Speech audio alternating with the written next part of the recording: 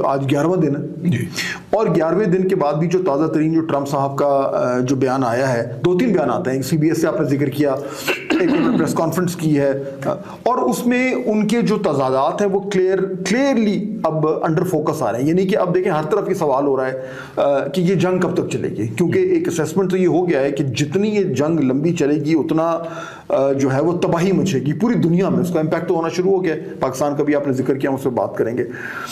Trump साहब की तरफ से अभी भी क्लैरिटी नहीं आ रही। अब कल जो ऑयल प्राइसेस हैं वो 120 तक पर बैरल टच की हैं। उसके बाद जब ट्रंप साहब ने ये बीच में एक बार कहा कि जी हो सकता है कि जंग जल्दी खत्म हो जाए, तो एकदम वो प्राइसेस नीचे आएंगे।